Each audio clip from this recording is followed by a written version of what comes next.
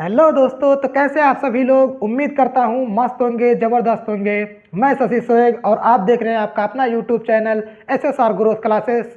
तो दोस्तों, आज हम टॉपिक लेके आए हैं क्या, प्रकाश का अपवर्तन, जिसकी इंग्लिश क्या होती है, रिफ्रैक्शन ऑफ लाइट। ठीक,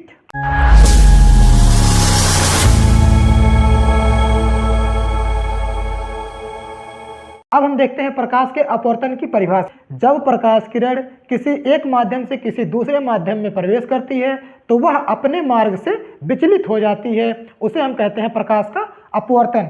आइए लिख के एक बार देख लेते हैं, उसके बाद चित्र के माध्यम से हम समझेंगे कैसे होता है प्रकाश का अपवर्तन। ठीक, तो प्रकाश का अपवर्तन क्या होता है, जब प्रकाश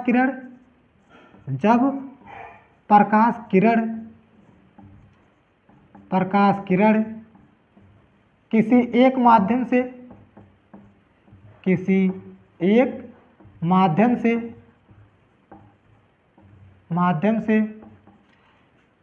दूसरे माध्यम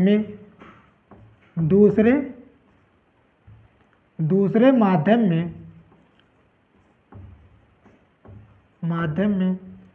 प्रवेश करती है तो वह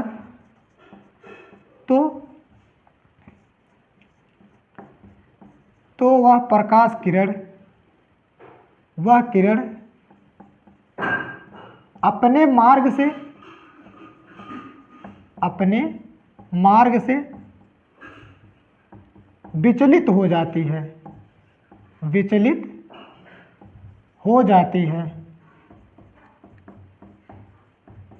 इसे हम क्या कहते हैं, प्रकाश का अपवर्तन कहते हैं। ठीक, इसी विचलन को हम क्या कहते हैं, प्रकाश का अपवर्तन कहते हैं।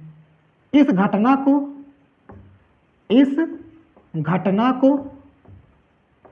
हम प्रकाश का अपवर्तन कहते हैं। तो इस घटना को प्रकाश का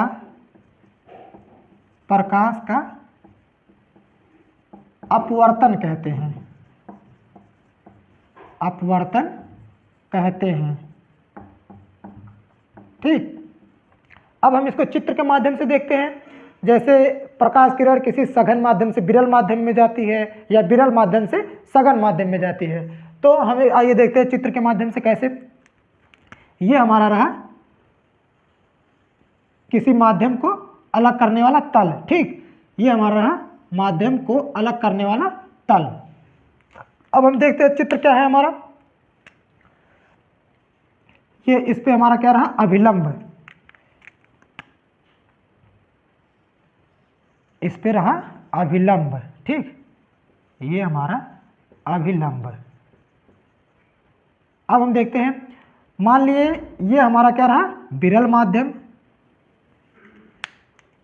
पहला वाला माध्यम हमारा क्या रहा, विरल माध्यम। ठीक, और जबकि दूसरा वाला क्या रहा हमारा, ये नीचे वाला सघन माध्यम।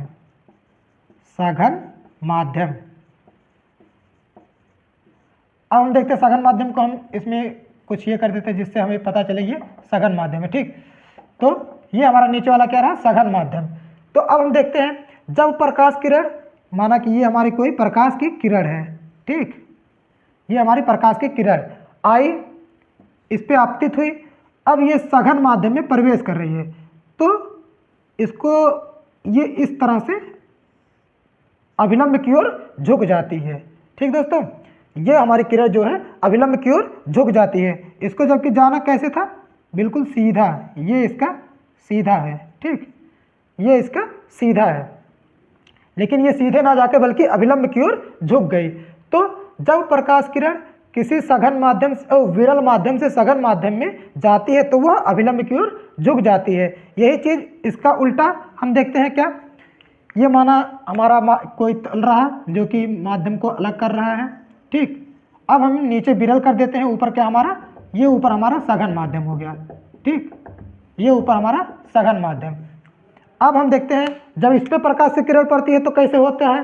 ठीक, अब हमारा ये विरल सघन माध्यम से, ये हमारा सघन माध्यम से, ये हमारा क्या रहा, सघन माध्यम, ऊपर वाला सघन माध्यम। जबकि नीचे वाला हमारा क्या रहा, ये विरल माध्यम, विरल माध्यम। हम देखते हैं जब प्रकाश किरण सघन माध्यम से विरल माध्यम में जा रही है, ये देखिए जब हमारा ये सघन माध्यम से विरल माध्यम में जा रहा है तो यह अभिलंब से दूर हट जाता है। ठीक, क्या होता है, यह अभिलंब से दूर हट जाता है। जब प्रकाश किरण सघन माध्यम से विरल माध्यम में जाती है तो यह अभिलंब से दूर हट जाती है, जबकि इसको जाना कैसे था, इसको जाना इस तरह से था। ठीक, तो इसी विचलन को, प्रकाश किरण के इसी विचलन को क्या कहते हैं हम, प्रकाश का अपवर्तन कहते हैं। आपने देखा होगा जब कोई जैसे बाल्टी में पानी रखा हो, आप उसमें हाथ डालते हैं तो आपको वो, अगर आप सीधे डालेंगे तो वो सीधा ना दिख के बल्कि टेढ़ा दिखता है, इस तरीके से। जैसे ये हमारा रहा, कोई चीज़ गया पानी में और ये सीधा ना दिख के तिरछा, आपने ये अमेजिंग किया होगा। ठीक, तो हम देखते हैं इसी विचलन को जब सघन माध्यम से विरल माध्यम से सघन माध्यम में जाती है तो भी विचलन हो जाता है, जबकि यह सघन माध्यम से विरल माध्यम में जाती है तब भी विचलन हो जाता है। इस वाले किरण को जो यहाँ आई इधर से आ रही है उसे हम क्या कहते हैं, आपतित किरण कहते हैं, आपतित किरण। और यहाँ जो जाके विचलित हो गई इसे हम क्या कहते हैं, अपवर्तित किरण कहते हैं। क्या कहते हैं, अपवर्तित किरण। ठीक, ये हमारा अभिलंब रहा, ये सघन माध्यम और ये विरल माध्यम। अब हम देख लेते हैं प्रकाश के अपवर्तन का नियम। अपवर्तन का नियम क्या होता है, आइए देखते हैं। इसको हम मिटा देते हैं, एक बार स्क्रीनशॉट ले लीजिए। यहाँ पे हमारा आपतित किरण, आपतित किरण, और ये हमारा अपवर्तित किरण, अपवर्तित किरण। ठीक, इसका स्क्रीनशॉट लीजिए मिटा के, फिर इसका अपवर्तन का नियम देख लेते हैं क्या होता है, प्रकाश के अपवर्तन का नियम। ठीक, तो अब हम हेडिंग डालते हैं क्या, प्रकाश के अपवर्तन का नियम। अपवर्तन का, अपवर्तन का नियम। हेडिंग हमारा क्या रहा, अपवर्तन का नियम। ठीक, refraction of, law of refraction.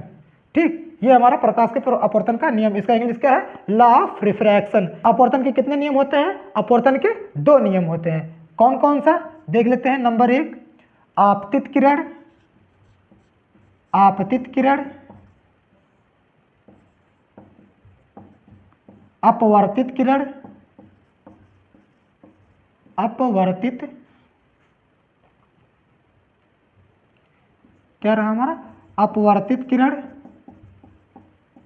तथा माध्यम को अलग करने वाले तल पर, माध्यम को अलग करने वाले तल पर, अलग करने वाले तल पर आपतन बिंदु, क्या, आपतन बिंदु तीनों एक ही तल पे होते हैं, तीनों एक ही तल पे, एक ही तल पर होते हैं। ठीक, अब हमारा दूसरा नियम क्या है, दूसरा नियम हम देख लेते हैं। ये हमारा रहा पहला नियम और यहाँ रहा दूसरा नियम। दूसरा नियम क्या है, दूसरे नियम को हम क्या कहते हैं, स्केल का नियम। अपवर्तन के दूसरे नियम को क्या कहते हैं, स्केल का नियम। किसका नियम, स्केल का, स्केल का नियम, स्केल का नियम।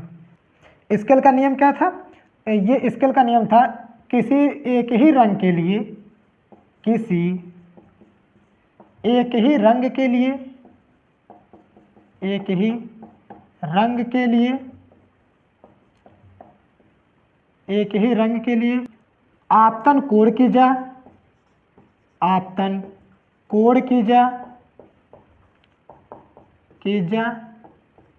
तथा आपतन कोण की जा, क्या, आपतन कोण की जा तथा अपवर्तन कोण की जा, अपवर्तन कोण की जा,